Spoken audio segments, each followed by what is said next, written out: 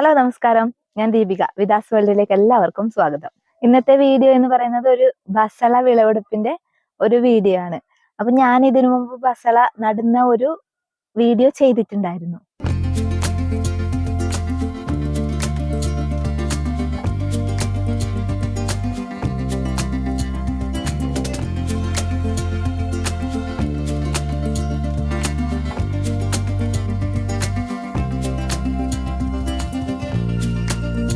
അപ്പൊ ആ സമയത്ത് ഞാനൊരു അത് നടുന്ന സമയത്ത് ഒരു ചെറിയൊരു തൂണില് അതിങ്ങനെ കെട്ടിക്കൊടുക്കുന്ന മാത്രമായിരുന്നു കാണിച്ചിരുന്നത്.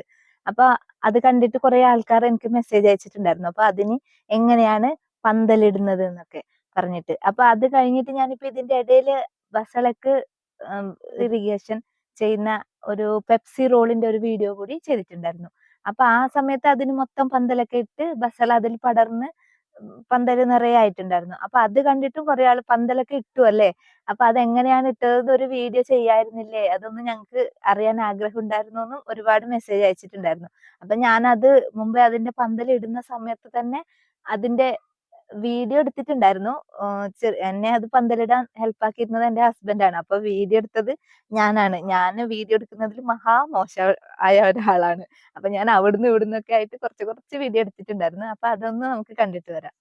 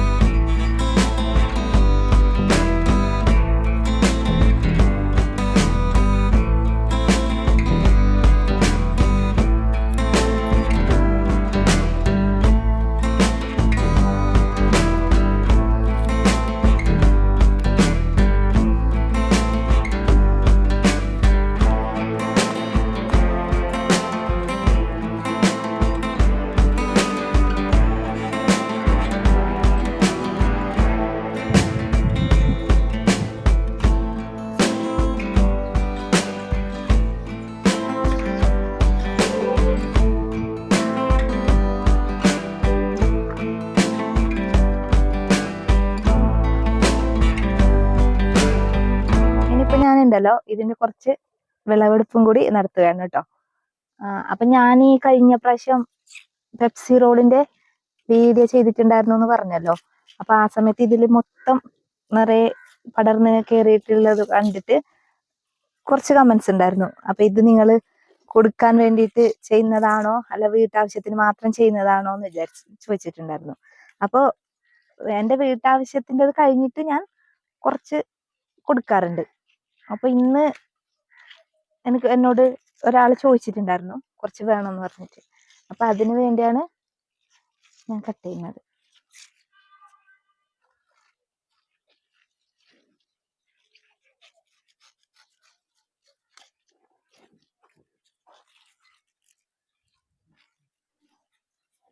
അപ്പൊ മുമ്പൊക്കെ കടകളിൽ നിന്ന് ഇപ്പൊ ഇത് വാങ്ങാൻ കിട്ടുമ്പോ ഇങ്ങനെ റോളാക്കിയിട്ട് വാഴവള്ളി കൊണ്ട് കെട്ടിയിട്ടൊക്കെയാണ് കടയിൽ നിന്ന് വാങ്ങാൻ കിട്ടിയിട്ടുണ്ടായിരുന്നത്. പക്ഷെ ഇപ്പോ അതിന് ഒരു കെട്ട് എന്നാണ് പറയാറ്. അപ്പൊ ഇപ്പൊ അങ്ങനെയൊന്നുമല്ല. ഇപ്പൊ ഇങ്ങനെ തന്നെയാണ്. നമ്മളിപ്പോ 1 കിലോ എന്ന് പറയുമ്പോ ഇങ്ങനെ തന്നെ എടുത്ത് തൂക്കിത്തരും. മുമ്പ് അത് കാണാൻ നല്ല രസമുണ്ടായിരുന്നു. ഒരു കെട്ട് റോളാക്കിയിട്ട് ഇങ്ങനെ കെട്ടി വെച്ചിട്ടുണ്ടാവും കടയില്.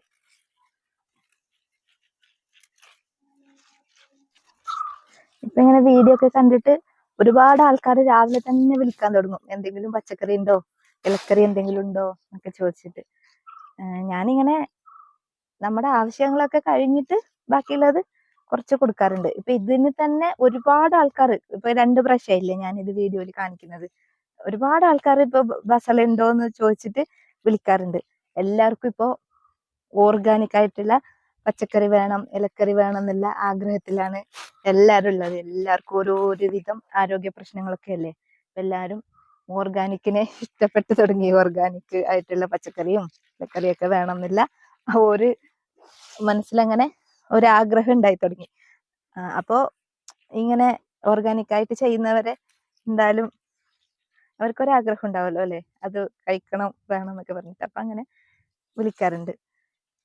ഇത് ഞാൻ ഇതിനു മുമ്പ് ഒരു വീഡിയോയിൽ പറഞ്ഞിട്ടുണ്ട്. ഇതിന്റെ കോമ്പിനേഷൻ ആയിട്ട് മുതിര പിന്നെ പച്ചപ്പപ്പായ ഇതിട്ടിട്ടാണ് കറി വെക്കാറ്. നന്നായിട്ട് തേങ്ങ വറുത്തരച്ചിട്ടാണ് ഇത് കറി ഉണ്ടാക്കുന്നത്. എന്തൊരു ടേസ്റ്റാന്നറിയോ തേങ്ങ വറുത്തരച്ച ബസളക്കറി. നിങ്ങളൊന്ന് ഉണ്ടാക്കി നോക്കണം കേട്ടോ, തീർച്ചയായും എല്ലാവർക്കും ഇഷ്ടപ്പെടും.